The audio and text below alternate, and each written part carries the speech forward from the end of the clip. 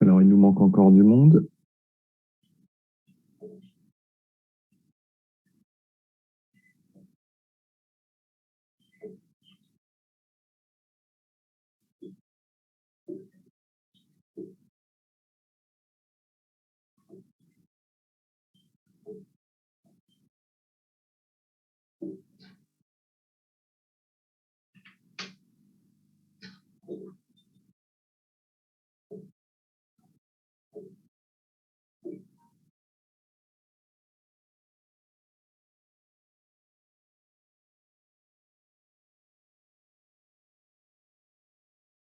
Et j'attends encore une minute, bien qu'il soit à l'heure, j'attends encore.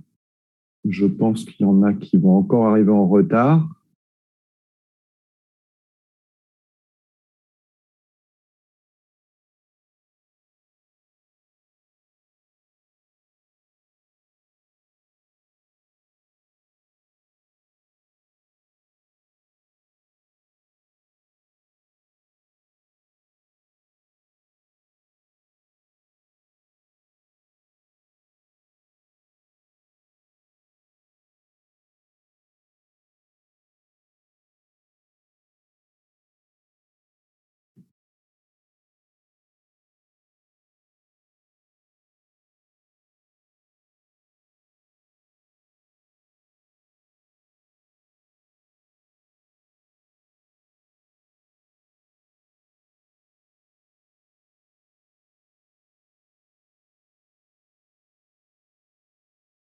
Alors, avant de commencer, est-ce que vous avez des questions par rapport à ce qu'on a vu la semaine dernière?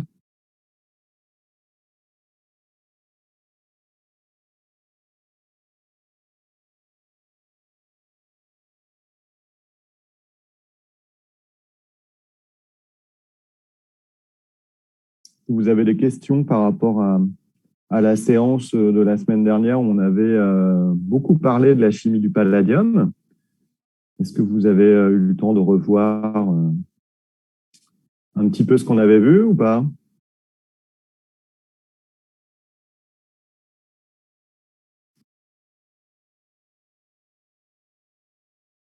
Vous m'entendez?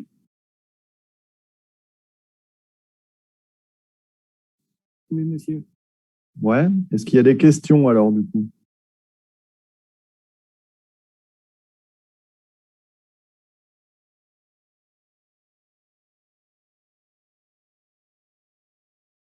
Et s'il n'y a pas de questions, on va commencer la séance d'aujourd'hui. Aujourd'hui, on va finir le cours et puis on va pouvoir commencer les exercices.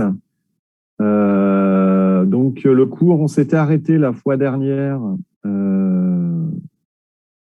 Hop. On s'était arrêté la fois dernière sur la fin des couplages pallado-catalysés. Et il nous reste à voir désormais à parler de la réaction métathèse des oléfines. Alors, la métathèse des oléfines, c'est quoi?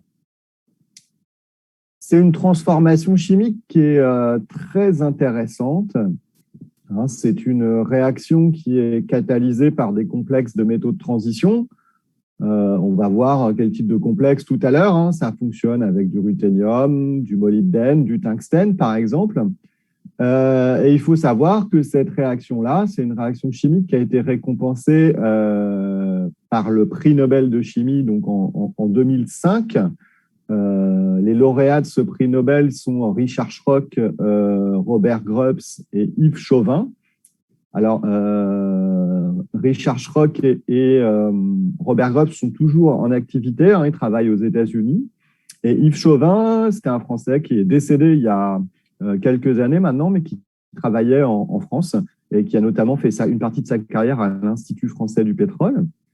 Et finalement, Robert Grubbs et Richard Schrock, eux, ont été récompensés par le prix Nobel de chimie pour leur travail quant au développement de catalyseurs, pour leur travail pour le développement de cette réaction-là.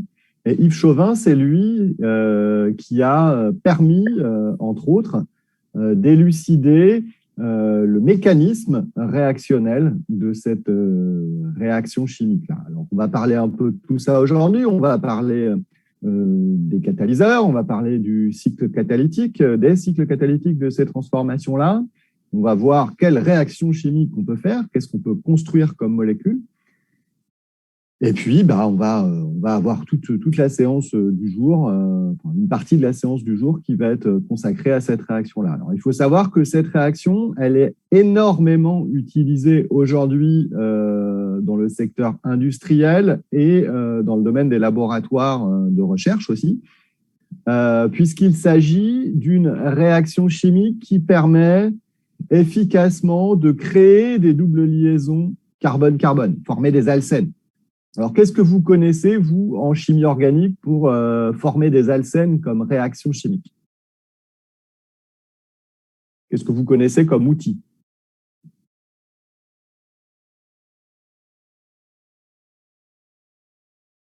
Les réactions de Wittig. Les réactions de Wittig, tout à fait, ouais, très bien. Les réactions de Wittig. Alors, qu'est-ce que ça met en jeu, les réactions de Wittig comme réactifs? Les illures de phosphore. Tout à fait, les illures de phosphore. Et ça réagit avec quoi pour former une double liaison carbone-carbone, l'illure de phosphore? Il va réagir avec les composés carbonylés. Tout à fait, dérivés carbonylés, type aldéhyde ou cétone. Alors ça, c'est une méthode très simple et efficace pour préparer des alcènes. La réaction de Wittig, d'ailleurs, Wittig a aussi été lauréat d'un prix Nobel de chimie. Qu'est-ce que vous connaissez d'autre? Donc ça, c'est très bien, la réaction de Wittig. Qu'est-ce que vous connaissez d'autre comme méthode pour préparer des alcènes?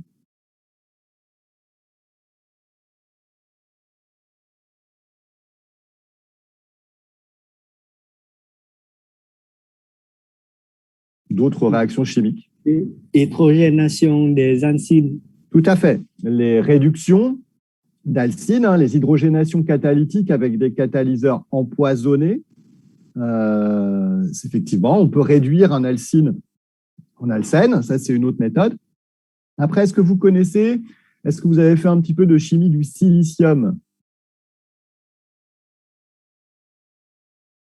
Est-ce que vous avez étudié un petit peu ça, la chimie du silicium ou pas encore? Pas encore, monsieur. Pas encore. Alors ça, c'est peut-être quelque chose que vous allez voir en chimie organique cette année. Quand vous verrez la chimie du silicium, il y a les réactions dites de Peterson, qui sont des méthodes d'oléfination. Il y a les oléfinations de Julia, il y a beaucoup de choses, beaucoup de méthodes que le chimiste organicien a à sa disposition pour créer de la double liaison carbone-carbone. Alors nous, voilà, ça c'est le contexte. On forme des alcènes. Eh bien, on peut opérer ce genre de réaction en utilisant des outils catalytiques et effectuer des réactions de métathèse. Alors, visiblement, vu qu'il y en a qui continuent encore à arriver avec quasiment 10 minutes de retard, j'avais dit la dernière fois que je n'acceptais pas les gens. Donc là, je vous accepte, mais le prochain coup, si vous arrivez en retard, je ne vous accepte pas. OK ? Parce que ça va encore bloquer le PowerPoint et couper mon discours. Donc, du coup, les réactions de métathèse, elles sont intéressantes puisqu'elles permettent de faire des échanges de fragments oléfiniques.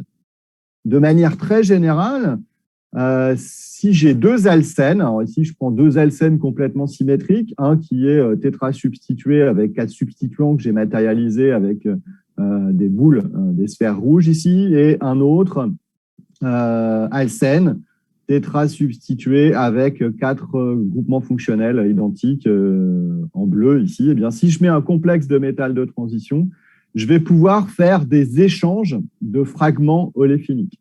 Alors ça c'est quelque chose qui, si on a fait un peu de grec, la langue grecque, en l'étymologie, la racine du mot métathèse, méta ça veut dire changement et thèse position, donc on va échanger de position des fragments oléfiniques. Alors, qu'est-ce qu'on peut faire comme réaction chimique en métathèse?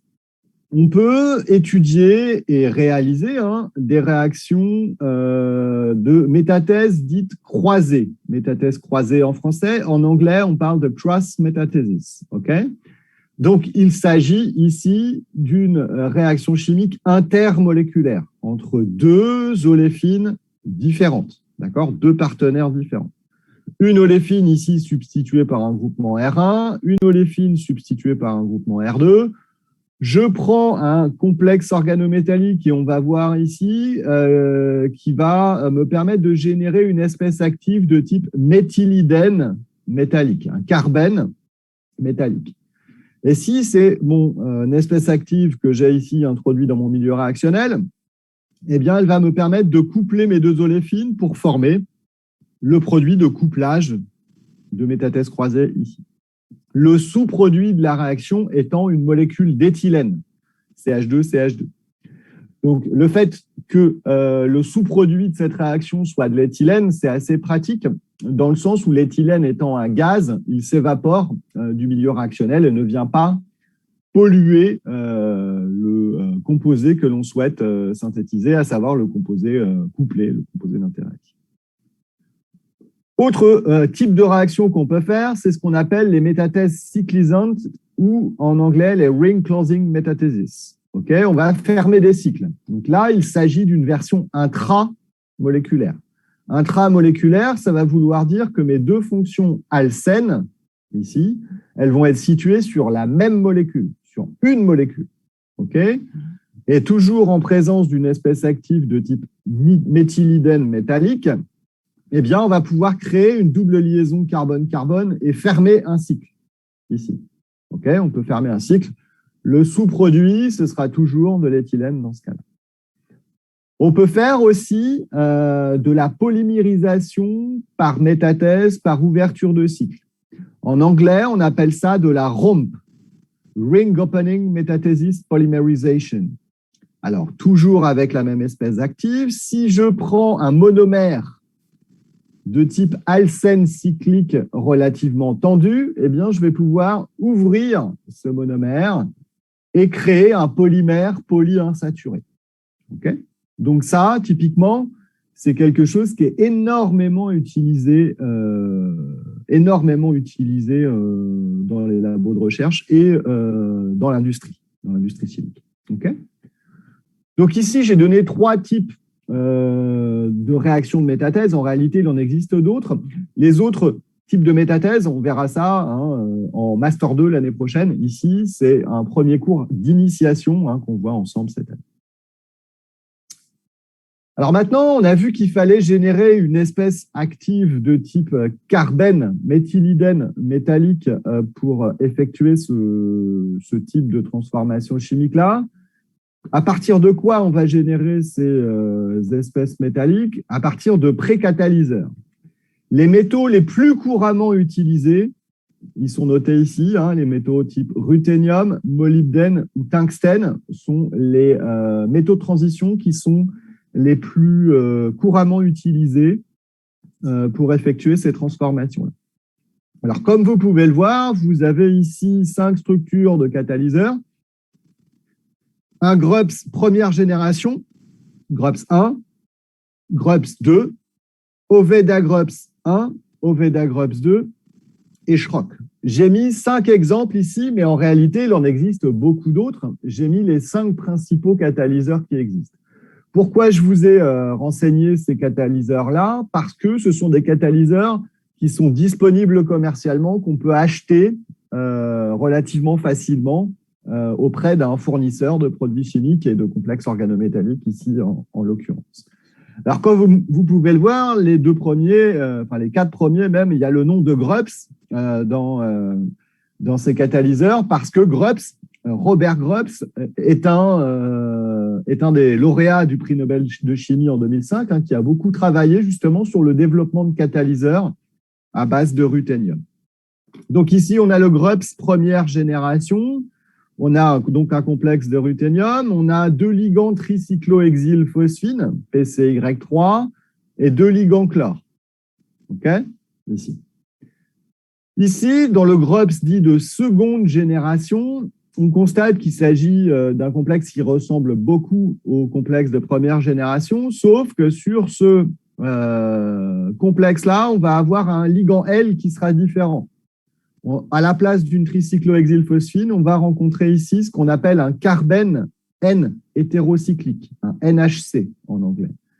Et ça, ce ligand-là va faire qu'au terme d'activité catalytique pour la première étape, finalement, de complexation de l'oléfine sur le ruthénium, eh bien, on va avoir environ un facteur 10 000 fois plus rapide pour ce catalyseur-là, pour l'étape, la première étape d'initiation. Ensuite, vous avez les catalyseurs dits boomerang qui ont été développés conjointement par les équipes de Amir Oveida et Robert Grubbs. Donc, de même que pour les GRUPS, vous avez les premières générations où le ligand L est une tricyclohexylphosphine ici. Et le deuxième génération, vous retrouvez ici ce ligand carbène N-hétérocyclique de type SIMES. Le nom de ce ligand-là, c'est SIMES, S-I-M-E-S. Et enfin, ici, je vous ai mis un cinquième exemple, un catalyseur de molybdène, catalyseur de Schrock, ici, toujours avec un carbène et un ligand imidoaryl, ici. Et donc, j'en avais beaucoup d'autres, mais ici, j'ai sélectionné uniquement, pour l'instant, 5 catalyseurs. Nous, on va travailler cette année et étudier la réactivité des complexes de ruthénium. Pourquoi ? Parce que les complexes de ruthénium sont beaucoup plus faciles à manipuler. Quand vous voulez mettre en œuvre des réactions chimiques de métathèse au laboratoire, c'est beaucoup plus facile d'utiliser ces complexes-là par rapport aux complexes de molybdène. Pourquoi ? Parce que les complexes de molybdène sont extrêmement sensibles à l'humidité, à l'eau et au dioxygène. Donc, lorsqu'on veut utiliser des complexes de molybdène ou de tungstène, il faut travailler dans des boîtes à gants. Je ne sais pas si vous voyez ce que c'est. Une boîte à gants, c'est une enceinte complètement fermée dans laquelle on va pouvoir rentrer notre matériel à l'intérieur d'un sas, dans lequel on va pouvoir faire des séquences de vide puis d'argon. Et on va travailler avec des gants, c'est-à-dire qu'on va pouvoir manipuler sous une atmosphère inerte dans une boîte et on va manipuler avec nos mains qui seront dans des gants. Alors, ça, c'est assez contraignant, ça se fait, c'est possible, là, on en a dans les laboratoires, mais c'est beaucoup plus simple et facile de travailler avec ces complexes de ruthénium parce qu'on peut aller les peser sur une balance classique dans le laboratoire et on peut travailler quand même, je dirais traditionnellement, en travaillant en technique de Schlenk, en utilisant des rampes vides argon au laboratoire. Alors, je ne sais pas si vous avez eu l'occasion d'utiliser ça, des systèmes de double rampe vide argon en travaux pratiques. Est-ce que vous avez, ou au laboratoire, est-ce que vous avez déjà fait des réactions sous azote ou sous argon? Pas encore, monsieur. Pas encore? Peut-être vous n'avez pas fait les TP parce que vous ne pouvez pas aller à l'université encore, c'est ça? Oui, c'est ça. C'est toujours bloqué là? Vous ne pouvez pas du tout… Vous faites tous vos cours encore en distanciel? Oui, c'est ça, monsieur. Et vous savez si vous allez, si la situation s'améliore, comment ça se passe en fait? Vous allez pouvoir retourner à l'université bientôt ou c'est pas bien parti? Peut-être 1 mois ou 2 mois plus tard. D'accord, donc plutôt en janvier, dans le meilleur des cas alors. Si la situation se stabilise. Ah d'accord, ok. Donc j'espère vraiment pour vous que vous pourrez retourner à l'université et puis retrouver une vie un peu plus normale bientôt parce que on l'a vécu nous l'année dernière et c'était effectivement c'est pas facile comme période. Donc vous aurez l'occasion, j'espère, d'apprendre ça et si vous venez l'année prochaine en master 2 au laboratoire Chez nous, à Le Mans Université, on pourra vous apprendre à manipuler sous atmosphère ionique. Donc ici, ces catalyseurs-là sont relativement stables et on peut les manipuler au laboratoire pour faire des réactions de méthode. Alors, comment ça fonctionne d'un point de vue mécanistique? Ici, j'ai mis un mécanisme assez général. C'est le mécanisme qu'avait proposé Yves Chauvin en 1971 dans une publication où il avait expliqué que finalement, l'espèce active, qui était un méthylidène métallique, CH2M. Alors ici, pour simplifier, je n'ai pas mis tous les ligands autour du métal. Bien sûr, vous voyez que si mon précatalyseur, c'est du ruthénium, je vais avoir 2 ligands chlore, je vais avoir le carbène N hétérocyclique et je vais avoir la phosphine. Et le carbène va se situer ici. Okay, mais pour simplifier l'écriture, j'ai volontairement ici, on admet qu'on écrit le métal, le méthylidène, et on admet qu'il y a d'autres ligands autour du métal, mais on ne les écrit pas forcément. Donc ça, le méthylidène métallique, ici, c'est l'espèce active du cycle catalytique. Cette espèce active du cycle catalytique va réagir avec le premier partenaire oléphilique, ici, un alcène substitué par le groupement R1, va former ce qu'on appelle un métallacyclobutane. D'accord? Métallacyclobutane. Pourquoi métallacyclobutane? Parce que j'ai cyclobute, parce que j'ai un cycle à 4 chaînons, et métalla, parce qu'un des atomes de mon cycle est un métal. Si mon métal, c'est du ruthénium, on appelle ça un ruthénacyclobutane.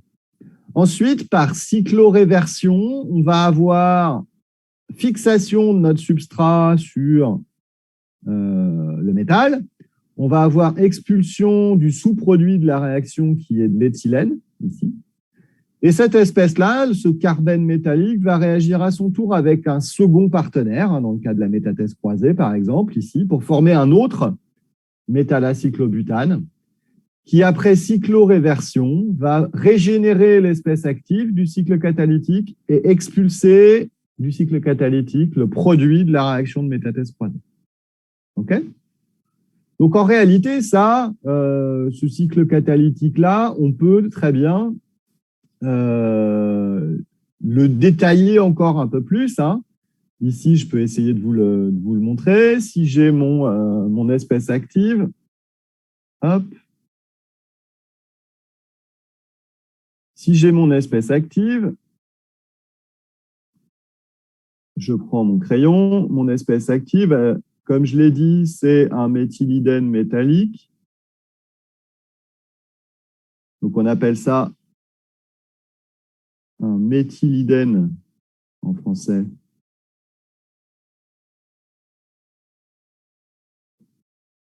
Métallique. Ça, c'est l'espèce active.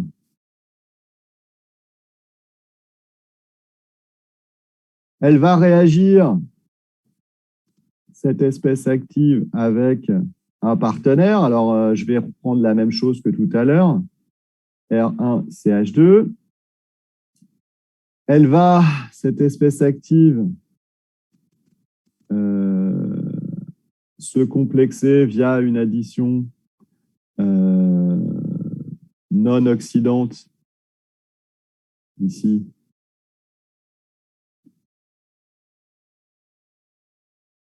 sur le métal. Ensuite, on va former ce qu'on appelle le ruthénacyclobutane ou le métallacyclobutane. Okay. Là, on va avoir affaire à ce qu'on appelle une cycloaddition 2+2, en fait, ici. La cycloréversion va nous permettre d'expliquer la formation à la fois de l'éthylène, qui est le sous-produit de la réaction, et également la réactivité pour former le carbène métallique. Ensuite, vous allez avoir le second partenaire qui va réagir. Et là, vous allez avoir de même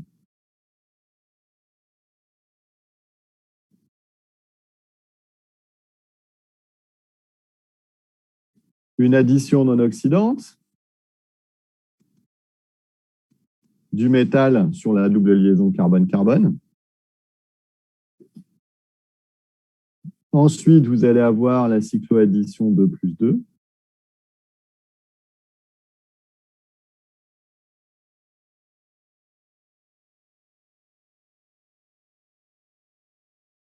Donc là, c'est la cycloaddition 2+2.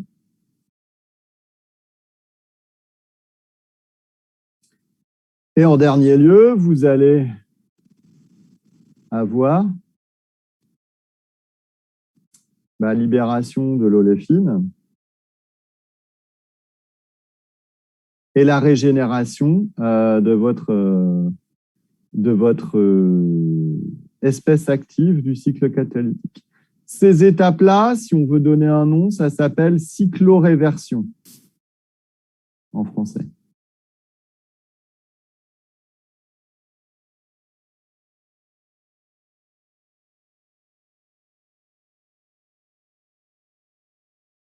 OK. Donc voilà, ici, j'ai plus détaillé que sur le diaporama. Hein. J'ai rajouté des étapes d'addition non oxydante. J'ai précisé un certain nombre de mots de vocabulaire que je vous ai dit à l'oral, mais je pense que ce n'est pas forcément facile à comprendre quand on n'est pas francophone, quand on apprend le français. Je sais que vous parlez déjà très bien français tous et que c'est très bien, mais ici, ce sont des mots assez compliqués. Donc, c'est pour ça que je vous les ai écrits. Alors voilà, est-ce qu'il y a des questions sur le mécanisme, sur le cycle catalytique ici? Est-ce que vous avez des questions?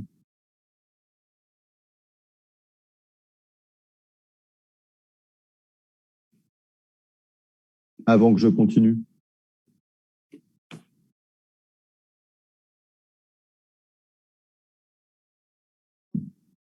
Est-ce qu'il y a des questions?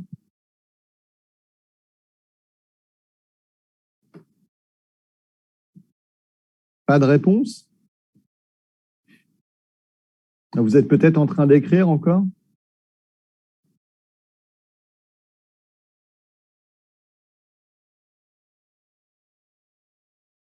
C'est bon, est-ce que je peux repasser au cours ou pas? Ou est-ce que vous n'avez pas eu le temps de noter? Si vous n'avez pas eu le temps de noter, il faut me le dire. Oui, c'est bon, monsieur. C'est bon pour tout le monde? Oui, monsieur. C'est bon? Bon, alors on reprend le cours. Alors, hop, voilà. Donc ici, vous voyez, ça, c'est la manière un peu simplifiée de présenter le cycle catalytique de métathèse, hein, puisqu'on a simplifié l'écriture. Ah, il ne veut pas que je passe les diapos.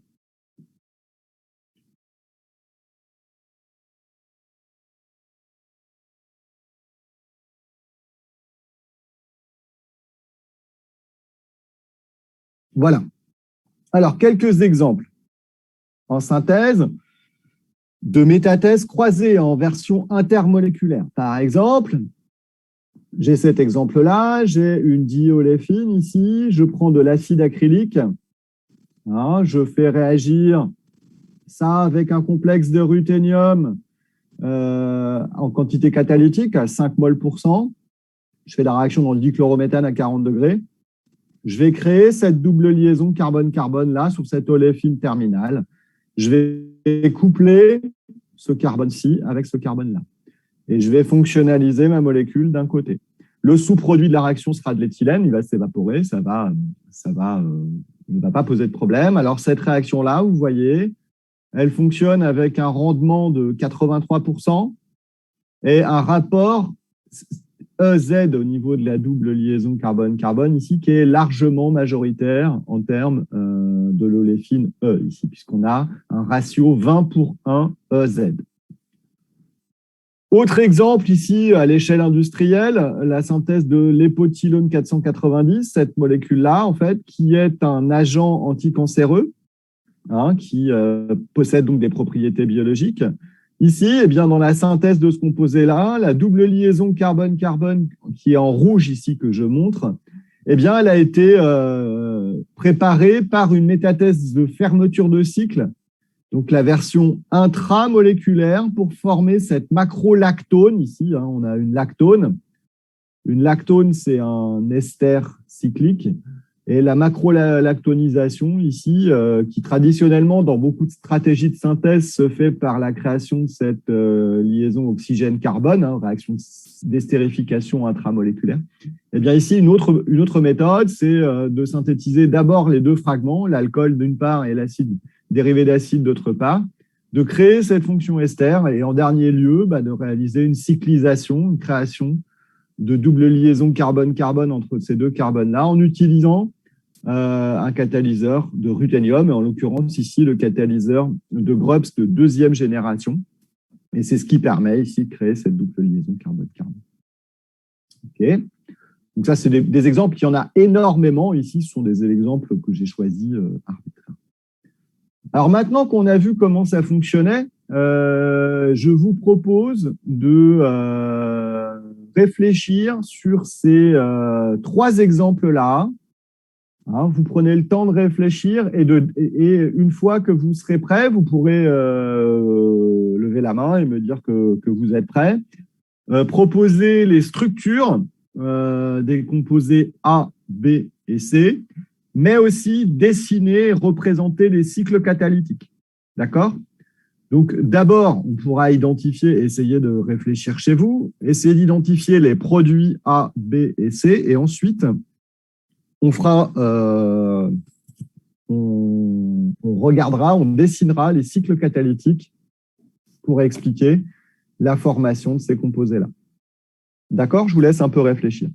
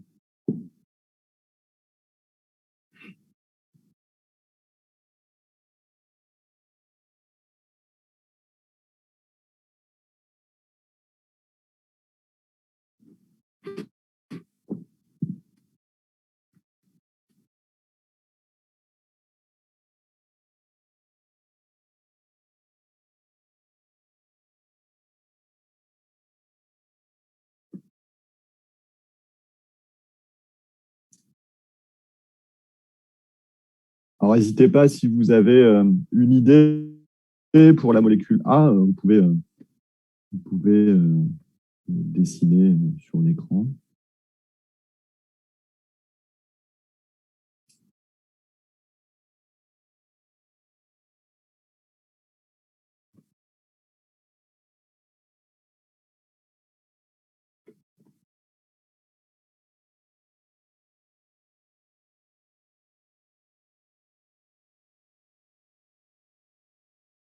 Je vais peut-être vous mettre le tableau, ça va peut-être être plus simple.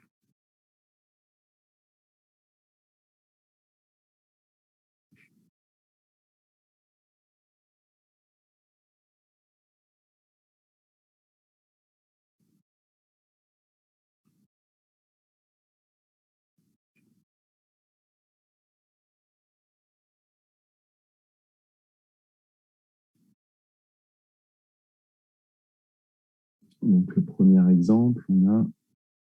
Ah oui, il y a quelqu'un qui écrit.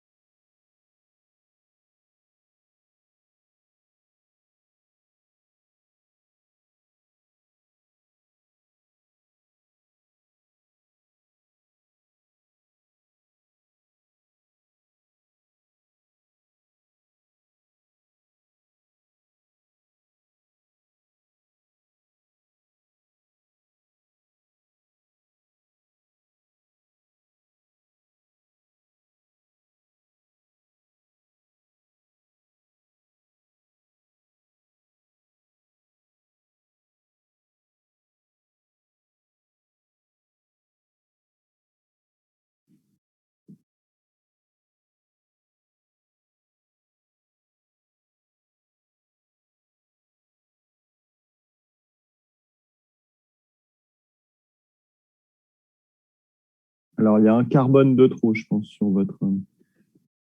votre structure.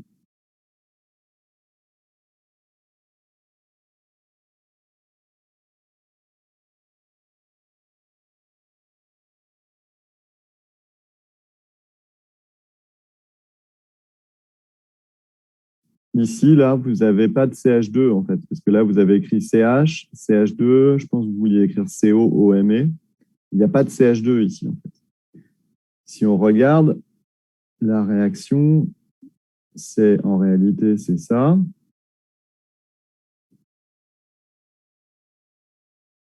Plus l'acrylate de méthyle, si je ne m'abuse, et qui est avec un complexe de ruthénium. Ici. Donc ici, il n'y a pas de CH2, en fait. Il n'y a pas de CH2 entre ce carbone-là et le carbonyle. Entre ce carbone et le carbonyle, il n'y a pas de CH2.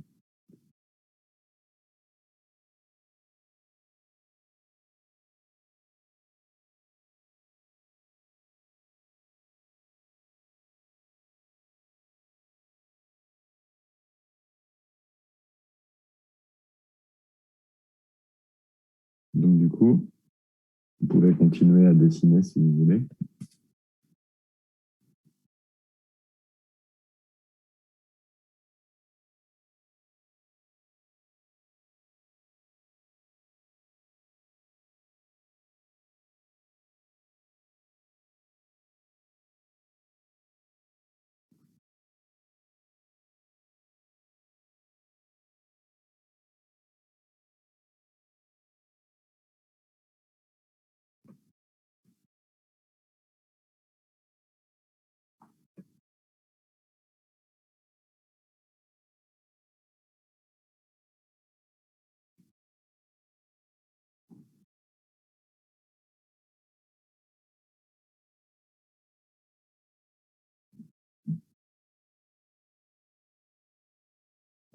Et il manque quelque chose ici.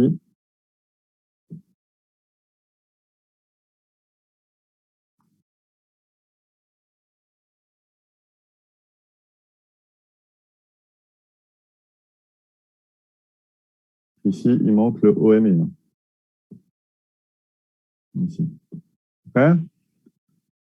Donc, en réalité, A, effectivement, c'est bien cette molécule-là. Alors maintenant, est-ce que quelqu'un veut dessiner le cycle catalytique, par exemple, avec, si je vous fais ça, et puis, par exemple, ça.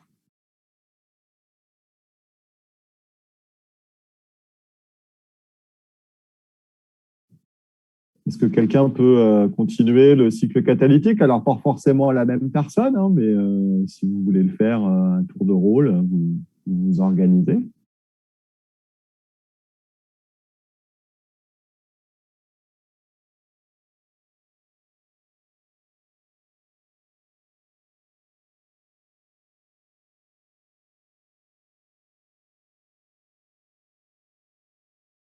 Est-ce que quelqu'un veut dessiner le cycle catalytique?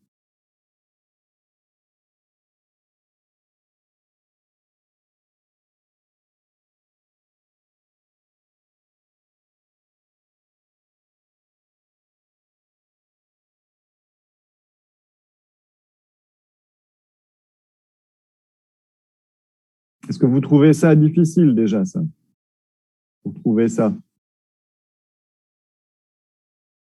Alors, si vous ne parlez pas du tout, ça va pas, je ne vais pas pouvoir savoir si vous comprenez ou pas. Donc, il ne faut pas hésiter à dire je comprends ou je ne comprends pas. Si vous avez le droit de ne pas comprendre et je peux réexpliquer, hein, il n'y a aucun problème avec ça. C'est un peu difficile à dessiner le cycle catalytique, monsieur. Alors, je vais faire pour celui-là et quelqu'un fera pour l'autre. La première étape, c'est quoi? C'est... Ah, il y a quelqu'un qui veut dessiner, je crois. Allez-y, s'il y a quelqu'un qui commençait à dessiner.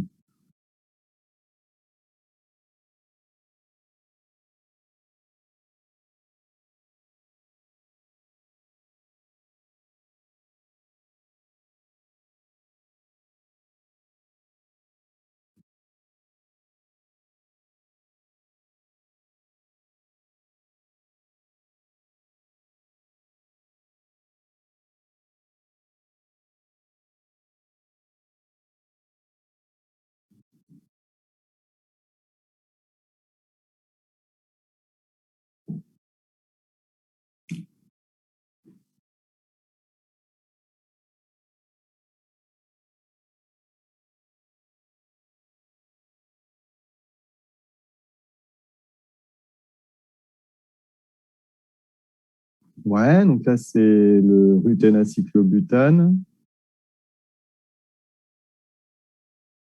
Après, il faut placer les substituants au bon endroit.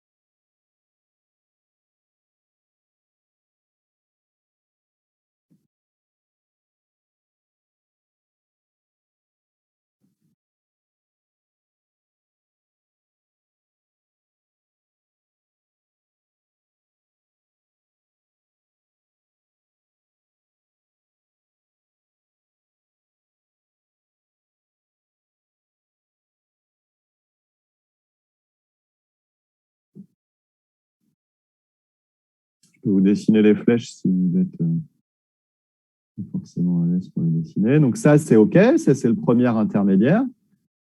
Comment ça va évoluer, ça, après?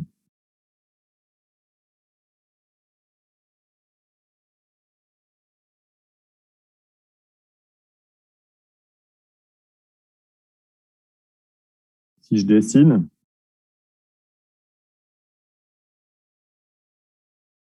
ça, ici, on va récupérer quoi?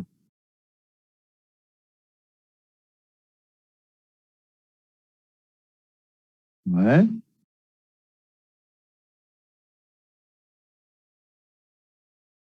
Et ici, on va récupérer, ouais, allez-y.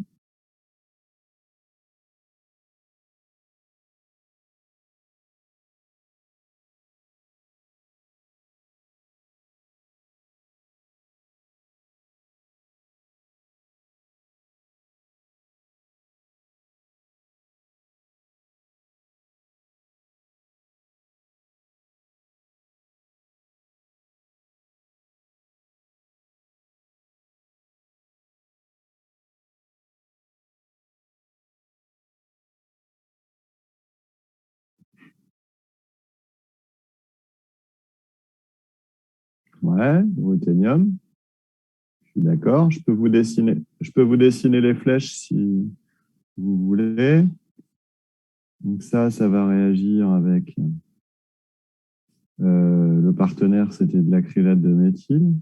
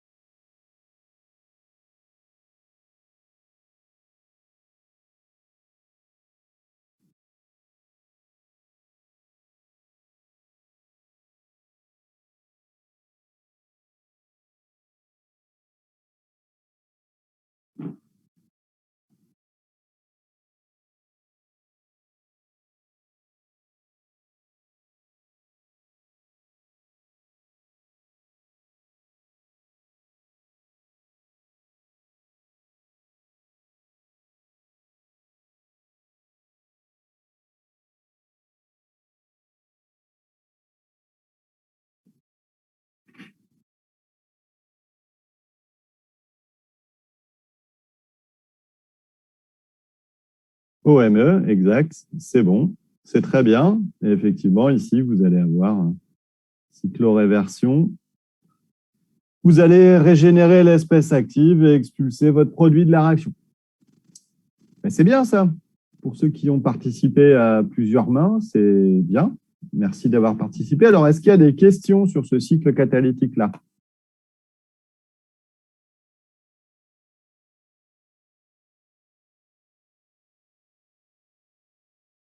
Est-ce que ça va, ça? Est-ce que c'est clair pour tout le monde? Ou est-ce qu'il y a besoin d'explications? Avant d'aller plus loin, c'est important de bien comprendre celui-là.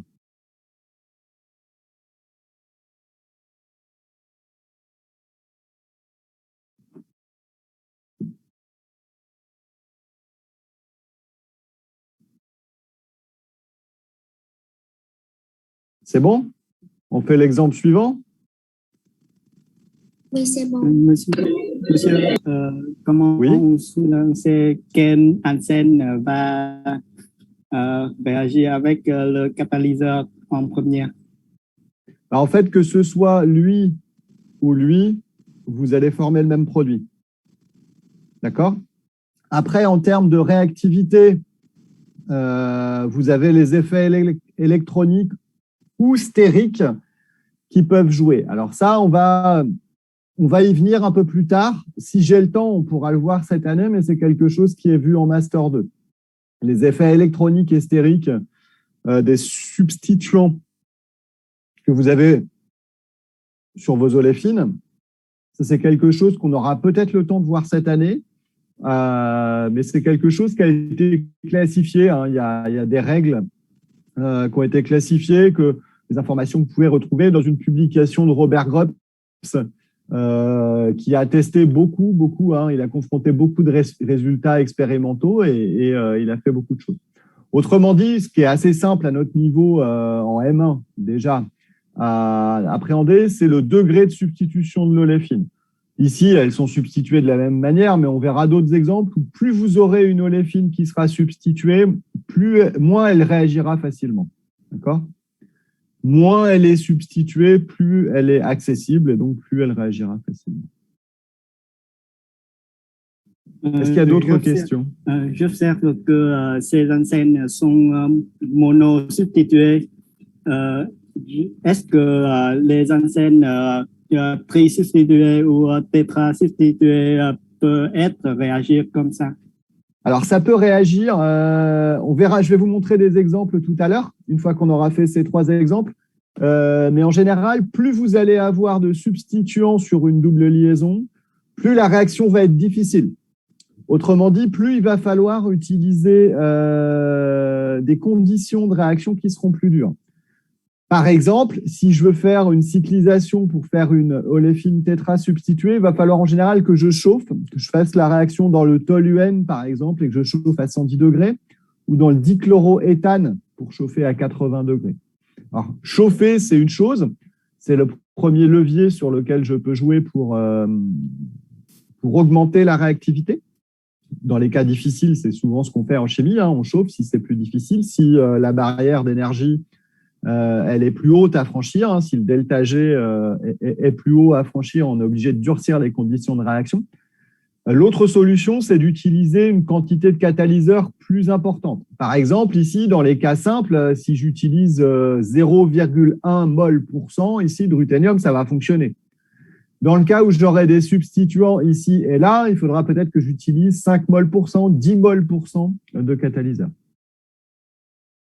Et on peut s'en sortir, oui.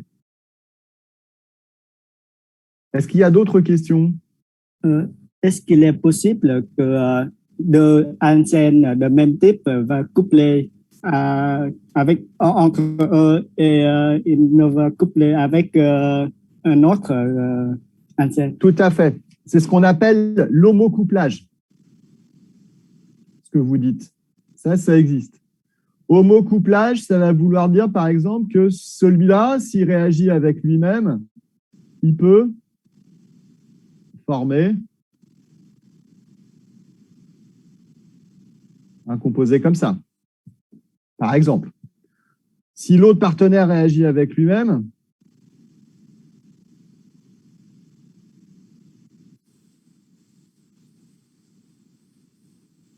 il peut former des produits comme ça. Mais ces produits-là, s'ils réagissent avec le ruthénium, ils peuvent être à leur tour retransformés en produits comme ça, et lui en produit comme ça. Et ce qui va rendre la réaction possible, c'est la stabilité du produit final. Ici, on a quelque chose qui a un ester quasiment dynamique, en fait, qui est parfaitement conjugué. L'ester est conjugué à la double liaison carbone-carbone et à l'aromatique. Mais l'homocouplage, ça existe. Il y a même des gens qui cherchent, je pense en particulier à des entreprises comme Sasol, Total, beaucoup d'entreprises en pétrochimie qui cherchent à assembler des alcènes les uns avec les autres pour valoriser en fait des oléfines. Il y a des réactions comme ça qui sont faites dans l'industrie, effectivement, avec des catalyseurs de méthode. Est-ce qu'il y a d'autres questions?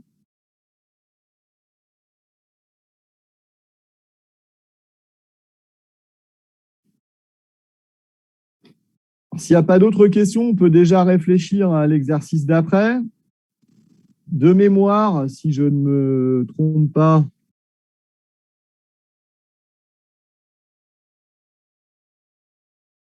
il me semble que c'est ça le substrat.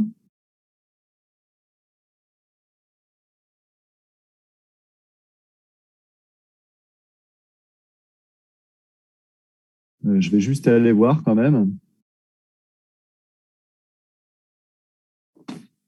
Je vais juste aller voir si c'est que je vous dessine bien le même. Hop. Hop.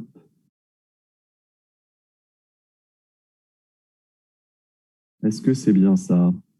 Oui, c'était ça. Donc, on peut réfléchir maintenant sur cet exemple-là. Ici.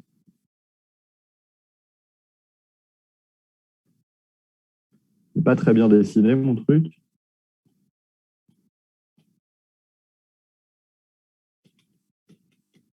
vais le dessiner comme il faut.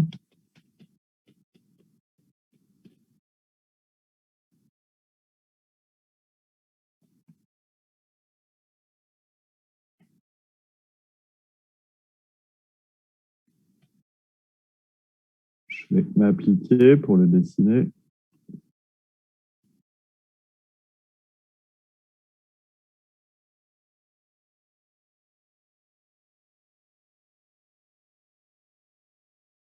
Phi, CH2, CH. Voilà.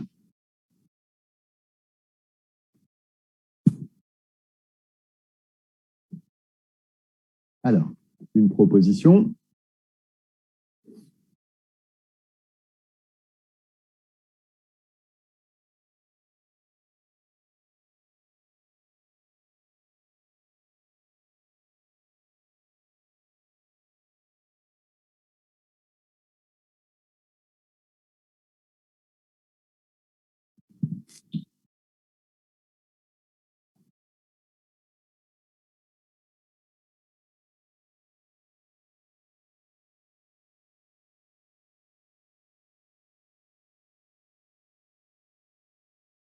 C'est pas un OFI. C'est juste un phényl.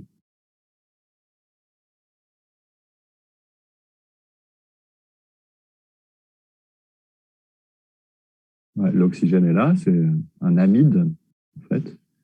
Le phényl est là. Et c'est fini, là?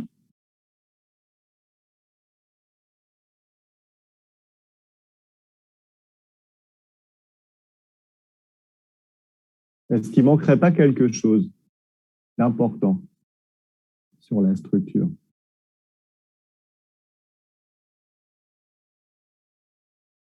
Ouais, bien joué. Je ne sais pas, je vois pas qui écrit, mais effectivement, ouais, vous êtes deux en vert et en orange et en rouge. Là, ouais, c'est réécrit. Effectivement, hein, il manquait la double liaison. Mais c'est ça c'est le produit B, c'est très bien. C'est le produit B. Alors maintenant, si on dessine le cycle catalytique.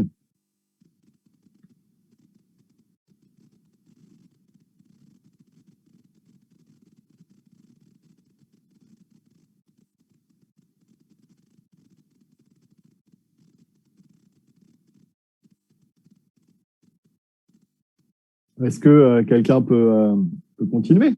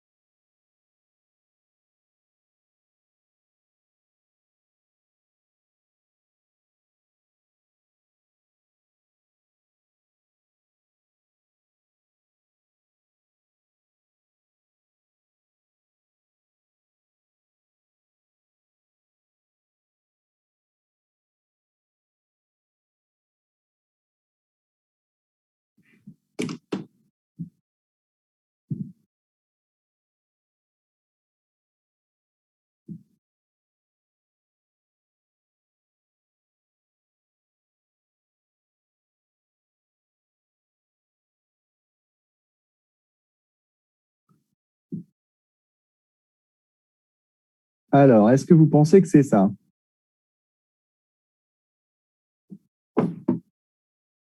Il y a une petite erreur. Il ne faut pas vouloir aller trop vite. Ce qu'il faut faire, c'est numéroter les carbones. 1, 2, 3, 4 pour l'atome d'azote, 5, 6, 7. Ici, si je regarde, est-ce qu'il ne manquerait pas? Il y a un CH2 entre l'azote et la doléphine. Donc là, il manque un carbone.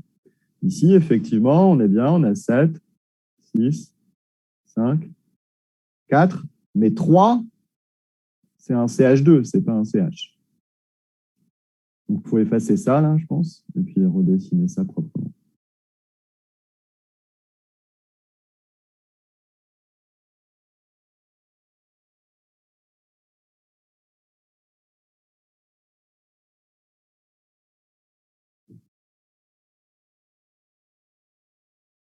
Mais je peux peut-être effacer, moi, si vous voulez, ça va vite. Tac, tac, allez-y.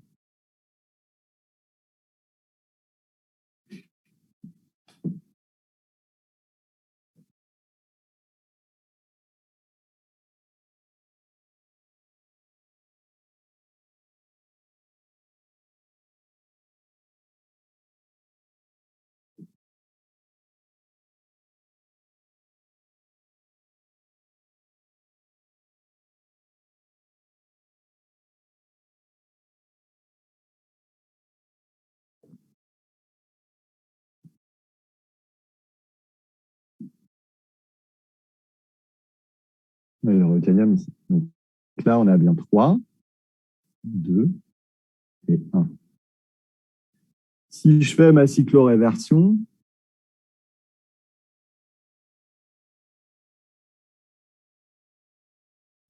je vais bien pouvoir continuer à dessiner une espèce.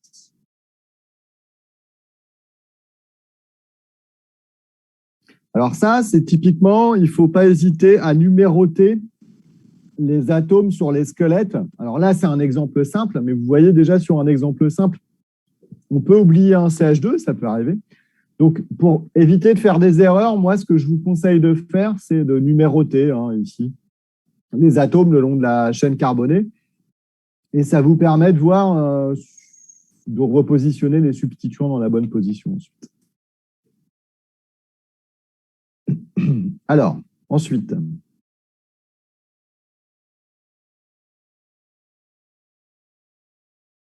ouais, il y a l'éthylène qui s'en va. Et là,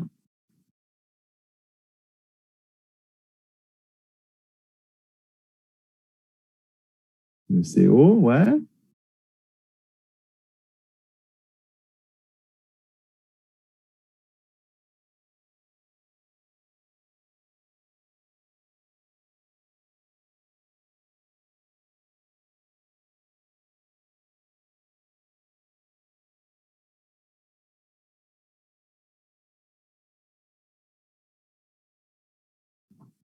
OK. Ensuite, je peux vous dessiner une autre flèche.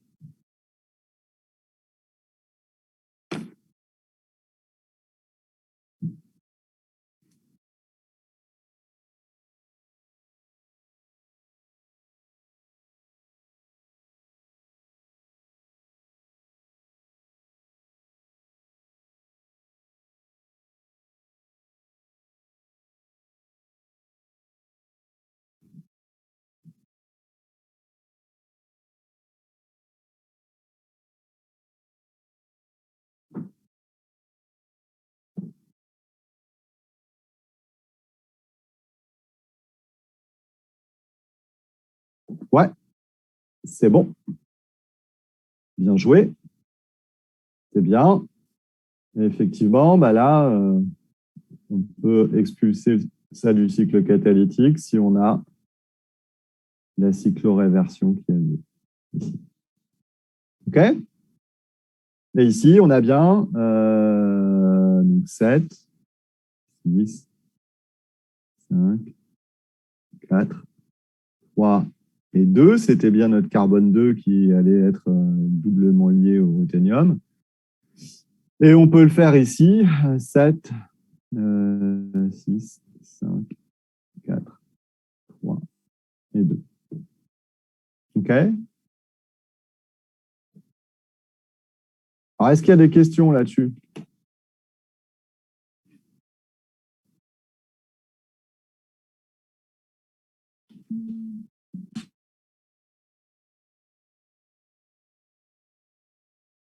Alors moi, je peux vous expliquer quelque chose. Il y a un piège dans lequel, ici, pour l'instant, vous n'êtes pas tombé, c'est très bien.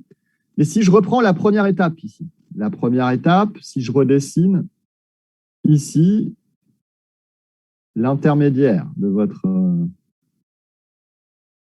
que vos camarades ont dessiné, l'intermédiaire, il est issu de la complexation du ruthénium, parce que là, vous ne les dessinez jamais, mais avant, il y a ça. Et donc, vous formez le cyclobutane avec le ruthénium qui est bien lié au carbone 2. Il y a une chose qu'il ne faut pas faire quand on dessine les mécanismes, c'est, je vais le dessiner en dessous,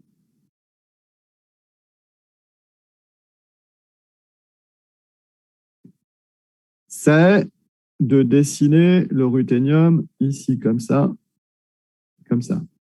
Pourquoi? Parce que ça mène bien à l'espèce que je vais appeler 1 ici. Mais ça mènerait à une espèce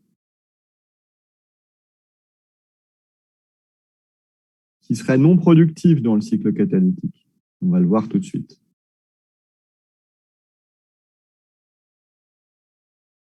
Pourquoi cette espèce-là, elle serait non productive par rapport à celle-là?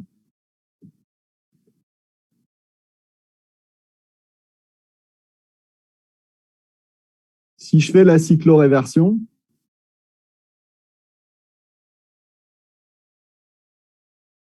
je reviens en arrière. Si je fais la cycloréversion ici, je régénère ça et ça. Donc, lorsque je dessine mon espèce ruthénier ici, il faut toujours que le ruthénium soit du côté du carbone que je veux coupler. Du carbone le plus substitué, en l'occurrence ici. D'accord? Donc là, il faut faire attention à ça.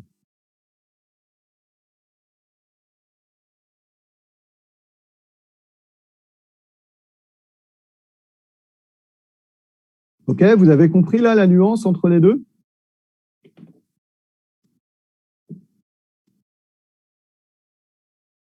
Oui ou non? Monsieur, Oui. avec cette composé, est-ce qu'il y a la polymérisation? Non. Non, non, non. Ici, on est dans un cas favorable. Hein. On forme un cycle à 5 chaînons. Le coût énergétique en thermodynamique, il est très faible. Pour faire de la rompe, de la polymérisation, il faut, pour la rompe, donc ring, opening, métathesis, polymerization.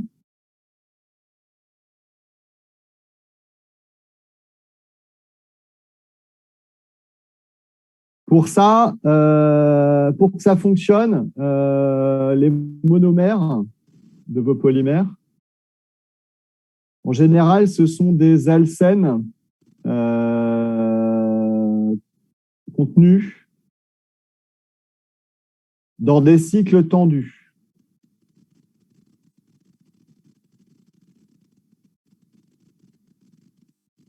Okay. Par exemple, les dérivés de Norbornen.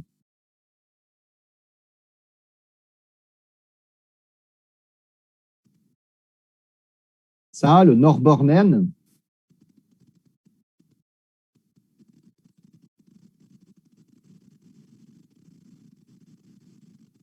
la double liaison, elle est dans un système qui est tricyclique. Elle est tendue, donc elle va demander qu'à s'ouvrir. Pardon, je suis en train d'arracher mon casque en faisant mes mouvements. Elle va demander qu'à s'ouvrir, en fait. Et du coup, là, oui, on va avoir possibilité de polymériser dans ce cas-là. Okay. Donc, c'est des cycles tendus en général qui s'ouvrent facilement. Alors, ça a été fait avec des cyclopropènes, avec des cyclobutènes, mais bien souvent, ce sont avec les rompes. Hein, elles se font avec des alcènes polycycliques tendus comme ça. Et le Norbornen, il est énormément utilisé. Est-ce qu'il y a d'autres questions sur cet exemple-là?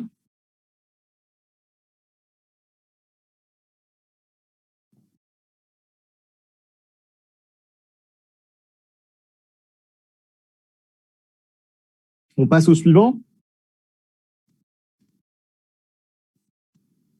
Alors, le suivant, je vais aller voir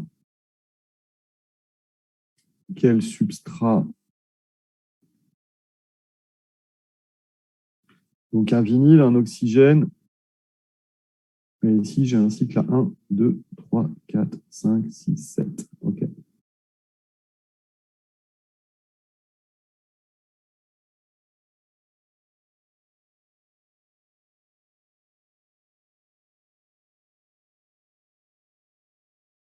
OK.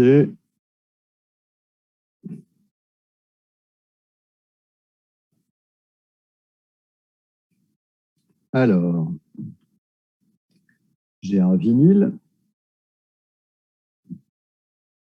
et un cycle à 7 après.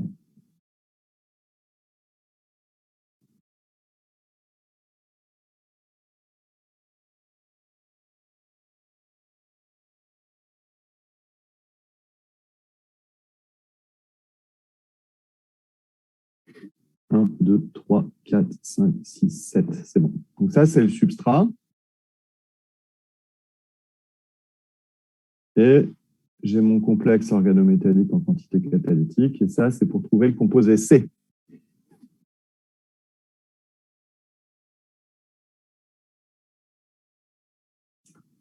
Alors, je vous laisse peut-être réfléchir un peu, ou si quelqu'un veut dessiner déjà, vous pouvez. Hein.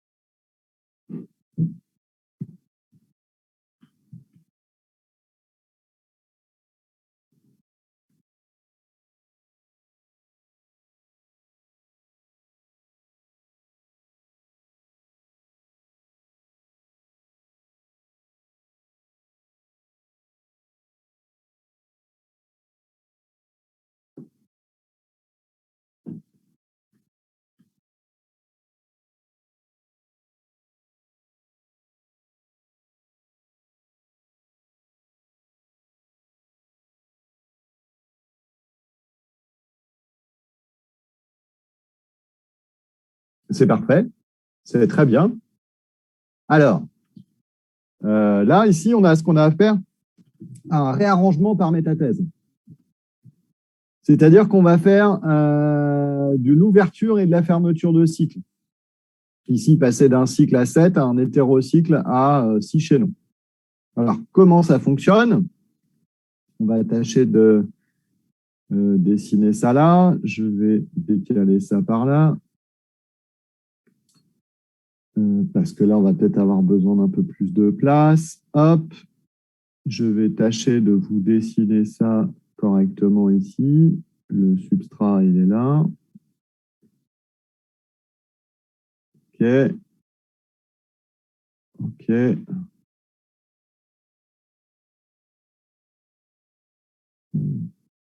Changer ça.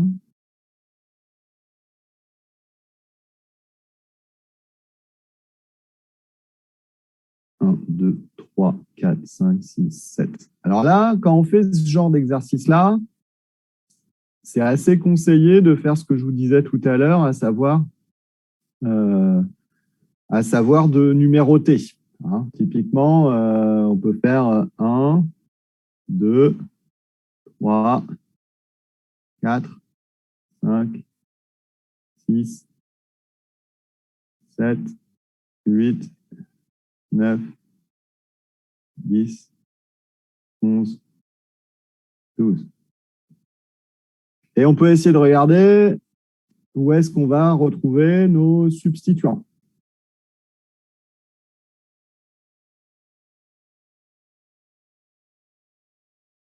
Donc déjà, la première étape, ça va être la complexation du ruthénium, probablement sur l'oléfine la moins substituée. Ce sera laquelle l'oléfine, d'après vous? Celle du styrène ou celle du cycloheptène?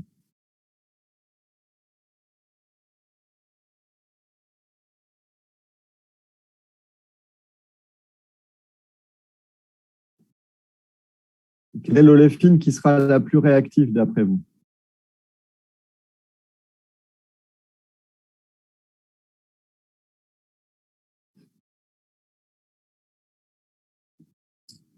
C'est une monosubstituant.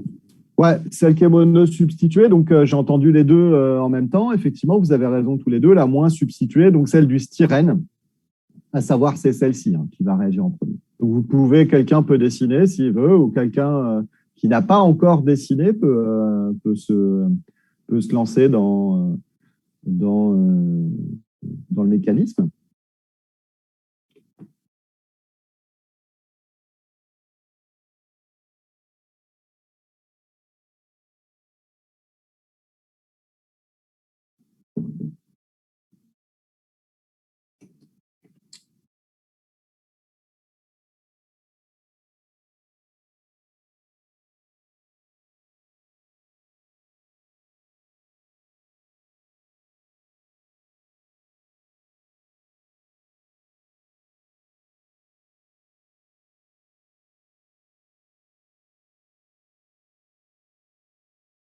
Est-ce que quelqu'un veut se lancer là?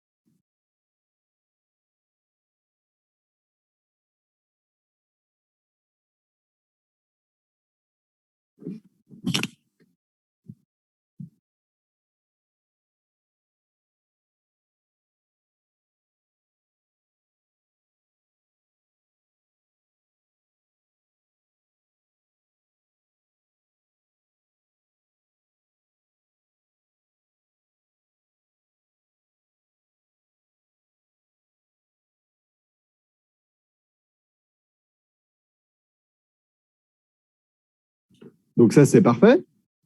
C'est très bien. On forme d'abord le ruthénacyclobutane. Ensuite,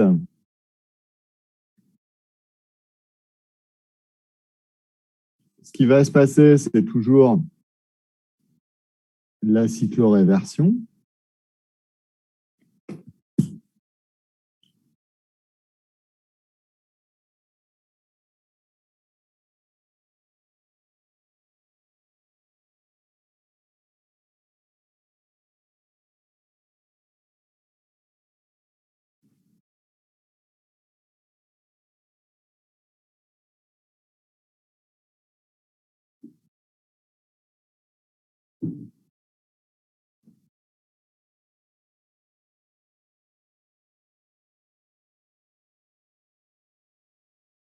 Alors effectivement, on expulse l'éthylène, là, en orange, c'est très bien, ici, c'était dessiné, et puis là, on va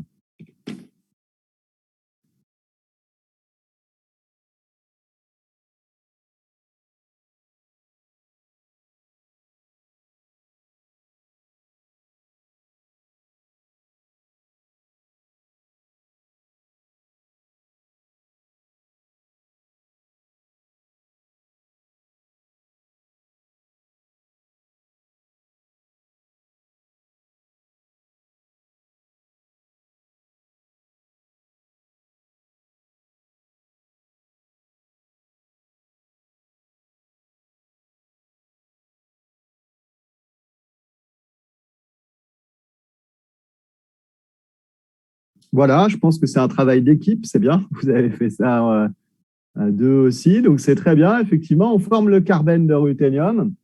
Et alors après, c'est là où il faut dessiner finalement l'intermédiaire le plus important. Alors, je vais le dessiner là pour que vous ayez un peu de place. L'intermédiaire qui va expliquer la formation de ce composé-là. Alors, pour vous aider, c'est là où c'est peut-être intéressant. Vous voyez, j'avais numéroté ici, moi, les carbones. On peut peut-être les reporter. 1, 2, 3, 4, 5, 6, 7, 8, 9, 10, 11, 12. Là, j'ai bien mon carbone 2 qui est là. 3, 4, 5, 6, 7, 8, 9, 10, 11 et 12. Comme ça, sur la structure que vous allez dessiner là, ça va peut-être être un peu moins difficile.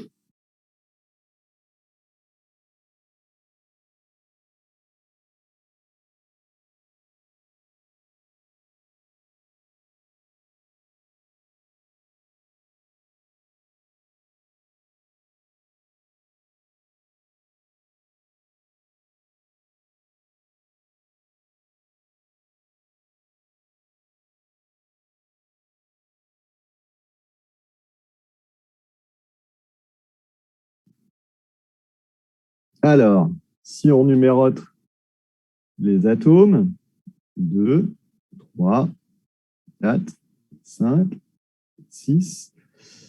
J'avais mis 7 qui était l'oléfine, ici, 8, 9, 10, 11. Je dois avoir le CH2 qui est là, ouais, très très bien dessiné. Donc effectivement, après cycloréversion, ici, on va former un autre produit.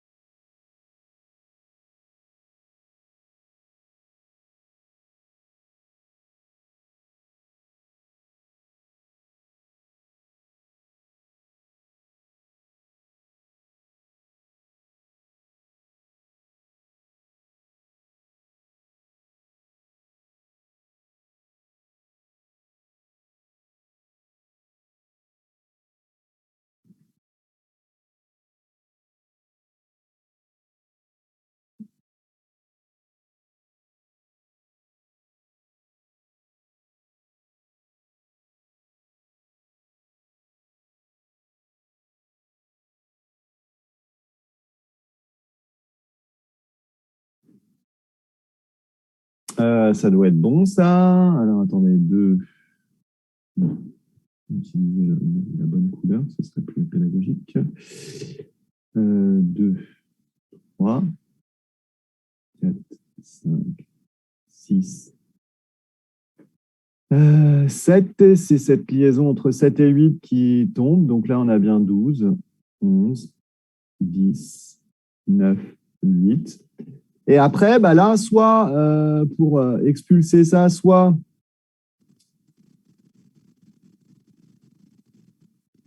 on a une réactivité avec une molécule d'éthylène qui rentre pour reformer l'espèce active, soit ce carbène de ruthénium-là, bah, finalement, lui, va réagir avec une autre espèce comme ça pour expulser le produit et retourner dans ce cycle catalytique-là. OK? Alors ça, c'est une manière d'écrire le cycle catalytique. L'autre manière qui est plus simple pour écrire le cycle catalytique, c'est, et ça, c'est pas interdit aussi que ce chemin réactionnel existe, de faire réagir le ruthénium ici, en premier. Ça, je peux vous faire l'exemple si vous voulez. Je peux vous le dessiner là rapidement. Si j'ai mon ruthénium qui réagit avec mon substrat qui est celui-ci,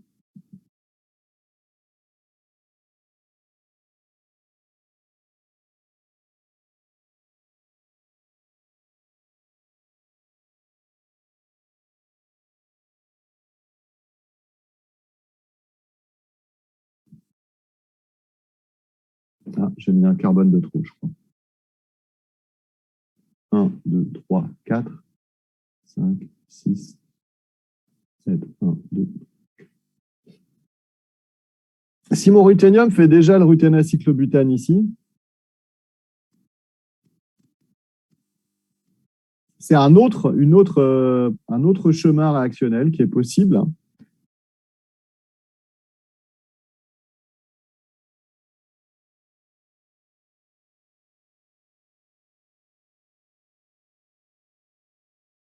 Je vais pouvoir former un carbène de ruthénium ici, en réalité.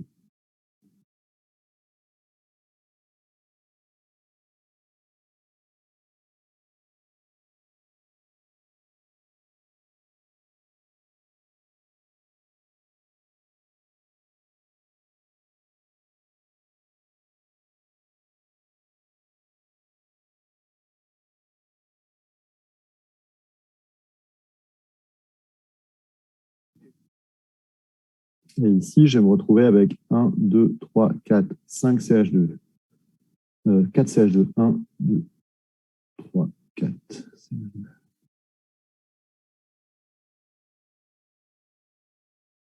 Voilà.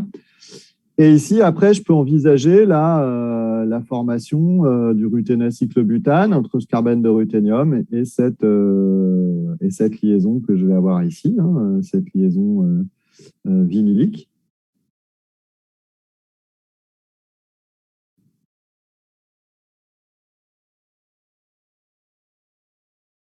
Autrement dit, ici, j'aurai ça.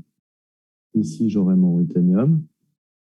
Ici, j'aurai combien de CH2? J'ai dit 1, 2, 3 CH2. Ça. Et ici, cycloréversion.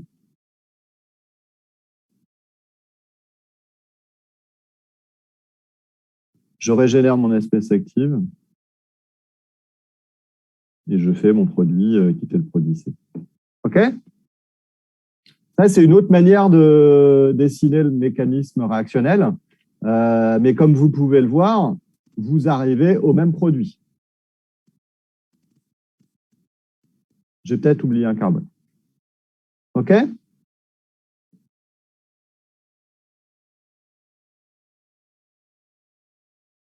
Est-ce qu'il y a des questions là-dessus? Monsieur, est-ce que la réaction homocouplage dans ce cas-là est plus favorable que cette réaction? Non, là, si vous faites cette manip-là, je crois que vous avez 90% de rendement en produit C, là, en ce produit-là. Non, ça marche très bien. Ici, pourquoi ça marche bien? Parce qu'on va former un cycle à 6 qui est beaucoup plus stable qu'un cycle à 7. Un hétérocycle dans lequel la double liaison ici sera conjuguée avec une chaîne ici, ce sera, d'un point de vue thermodynamique, extrêmement favorable.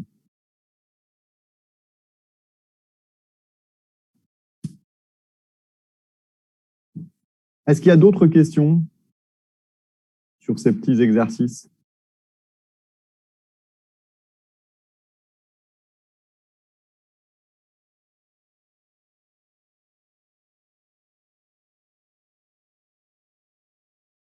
Ça va, ça? C'est pas trop compliqué?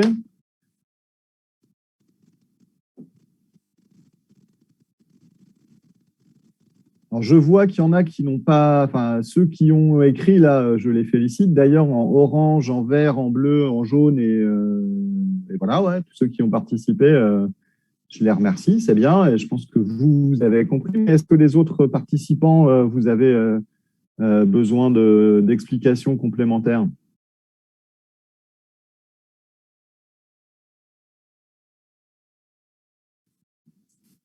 Dites oui ou non, mais dites quelque chose, parce que sinon je ne peux pas savoir.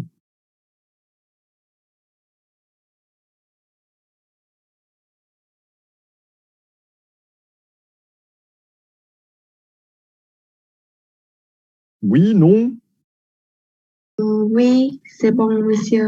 c'est bon. Mais vous avez le droit de dire non aussi. Si vous n'avez pas compris, il faut dire non si vous n'avez pas compris. Il ne faut pas avoir peur de dire non, hein. Je peux réexpliquer. Il faut poser des questions si vous n'avez pas compris.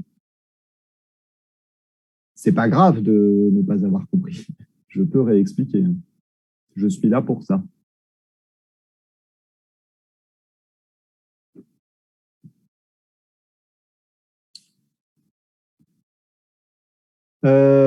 Du coup, si personne ne se manifeste, on va continuer le cours.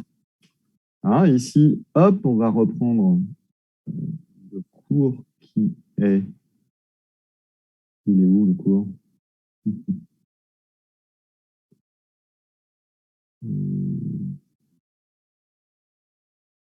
Attendez, je crois que je l'ai fermé.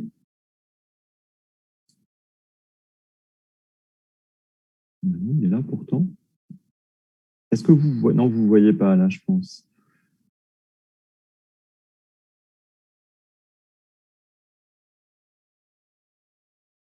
Est-ce que vous voyez le cours là?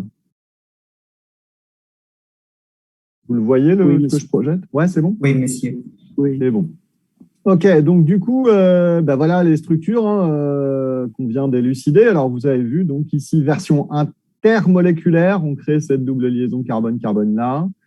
Version intramoléculaire, on construit un cycle. Et version en réarrangement, en fait, où ici, on va avoir un réarrangement, reformer un cycle assis chez nous ici, avec la double liaison, un hétérocycle assis chez nous, double liaison conjuguée à l'aromatique. Alors, pour les réactions de métathèse, on verra, du coup, il nous restera, on a une séance lundi, on va faire beaucoup d'exercices lundi. OK ?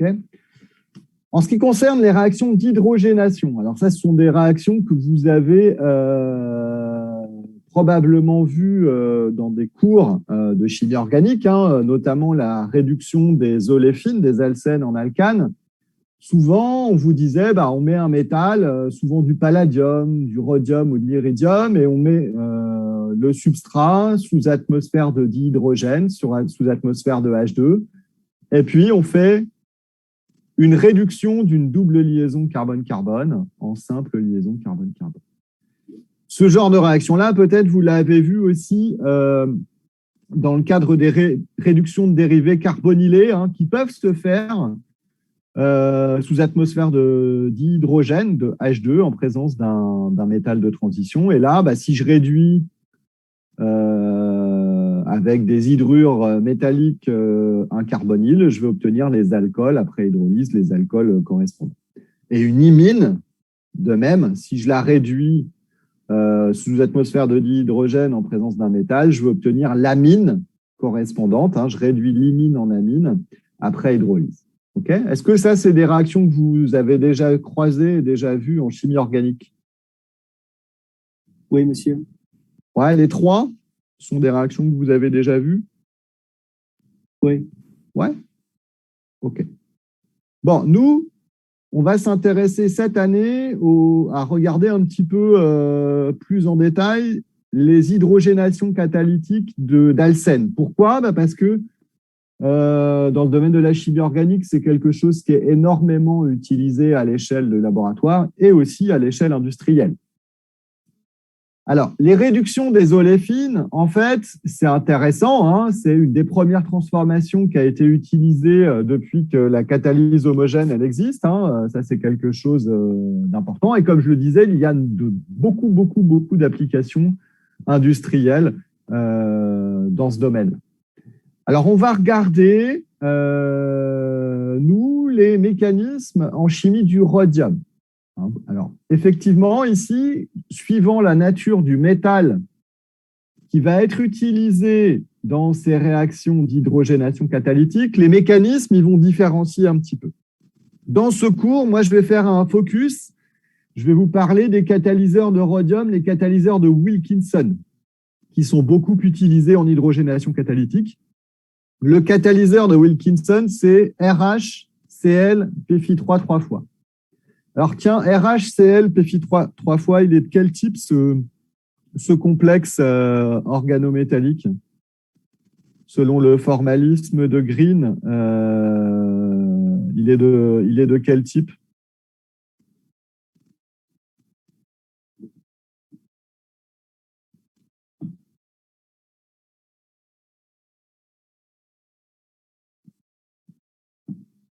C'est ML3X. Il est de type ML3X, très bien. Alors, il est de type ML3X. Le rhodium, il est dans quelle colonne du tableau périodique?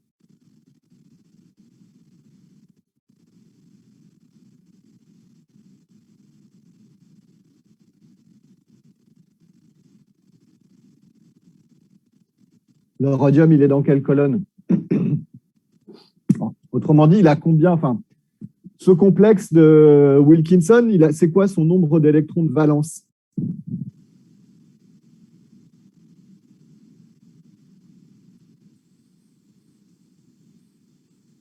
C'est quoi le NEV du RHCl PFI3 3 fois? Donc pour ça, il faut savoir combien d'électrons dispose le rhodium. Le rhodium a 9 électrons de valence. Ouais, et donc le NEV du complexe de Wilkinson, c'est combien?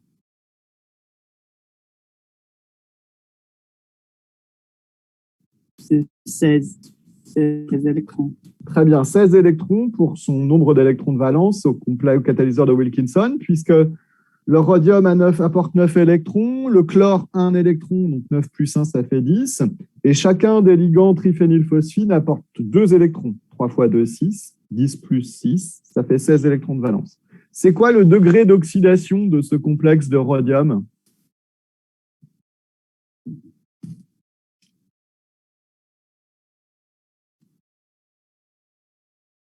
De RHCl, PFI3, 3 fois, le degré d'oxydation.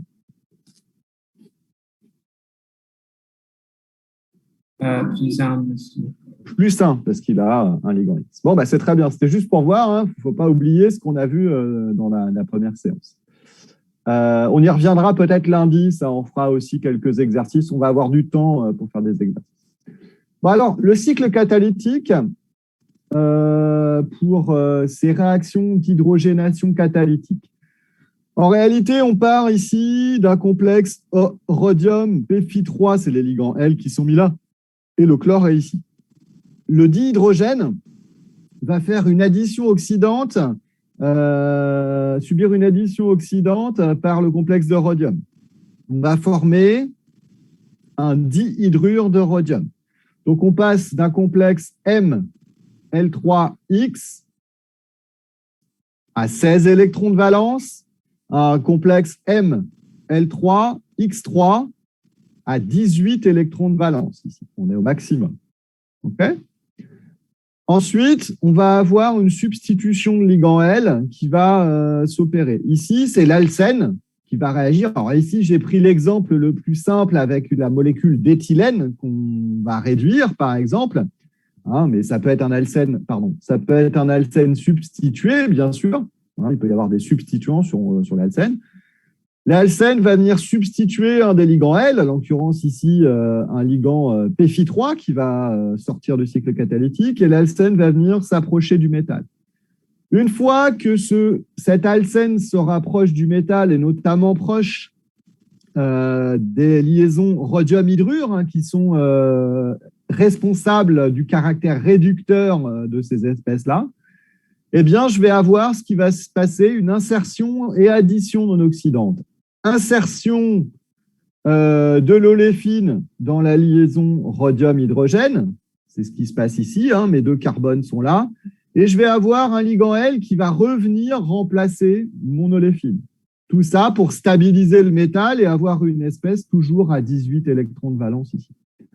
Enfin, la dernière étape du cycle catalytique, c'est une élimination réductrice qui me permet de jeter du cycle catalytique le composé réduit, l'alcène réduit, c'est-à-dire l'alcane, et de régénérer l'espèce active. Décidément, je n'arrête pas de taper sur...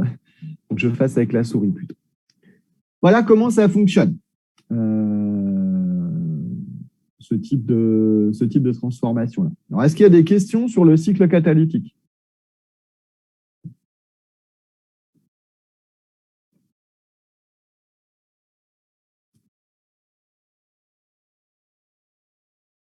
Ici, le ligand L, il sert à stabiliser l'espèce, parce que s'il n'y a pas de ligand L, on se retrouve avec une espèce à 16 électrons.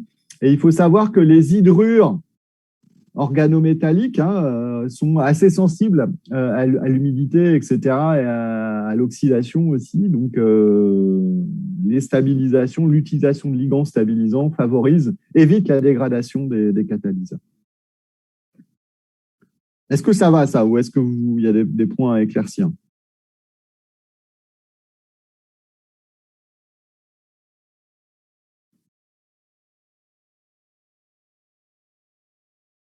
On continue?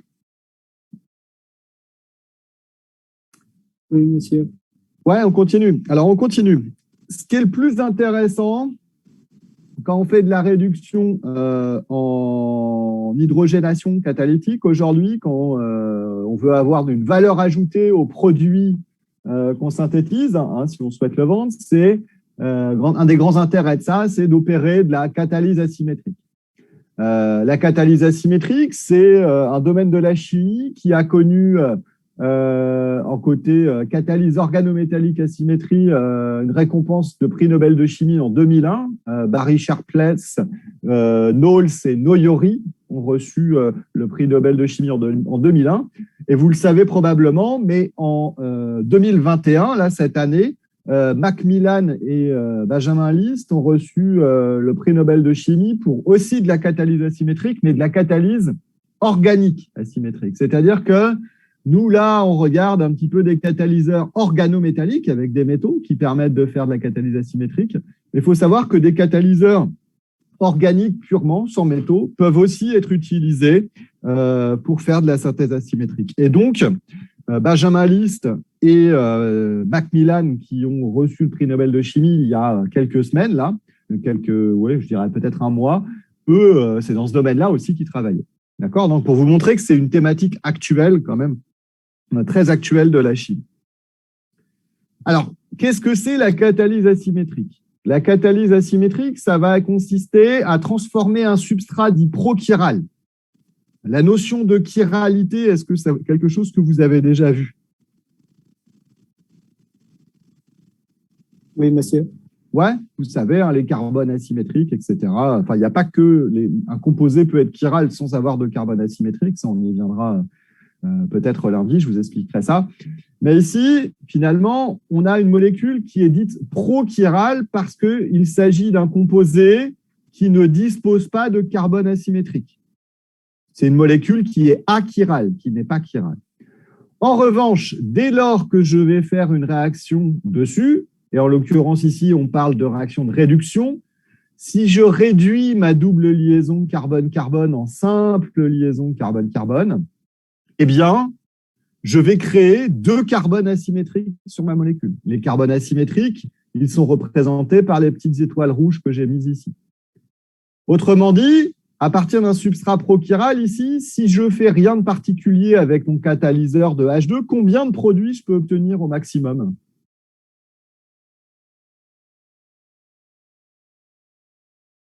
Quatre produits.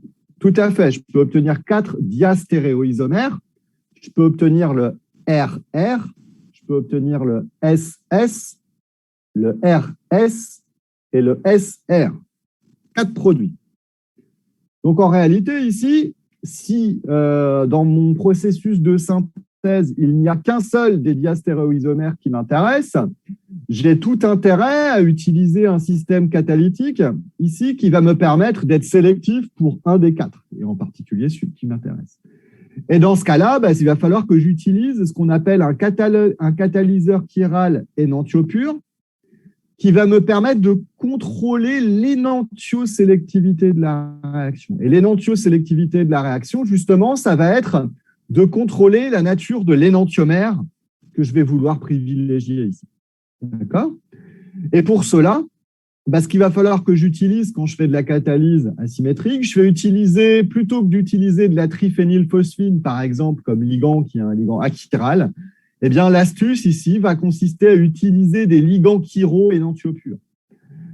Pourquoi? Parce que pour permettre d'avoir une information en termes de catalyse asymétrique ici, pour contrôler les carbones asymétriques dans l'issue de la réduction que je vais mettre en œuvre, il va me falloir une information chirale quelque part, et cette information chirale, elle sera dans le catalyseur. Alors, il faut savoir que c'est quelque chose de très élégant, parce qu'il ne faut pas oublier qu'ici, un catalyseur, c'est utilisé en quantité catalytique, c'est-à-dire qu'une toute petite quantité de catalyseur me permet de transformer une grande quantité de substrat. Et ici, pourquoi c'est en particulier élégant en catalyse asymétrique?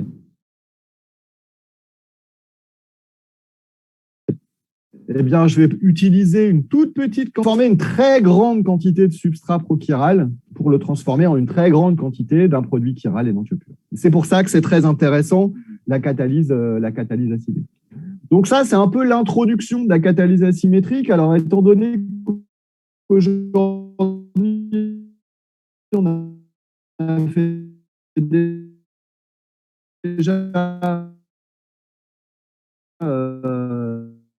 1h15, encore oublié. Je vais aller par exemple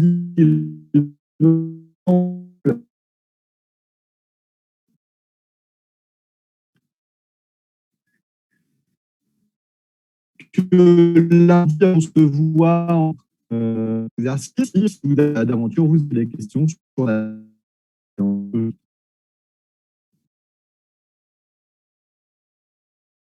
Est-ce que vous avez des questions?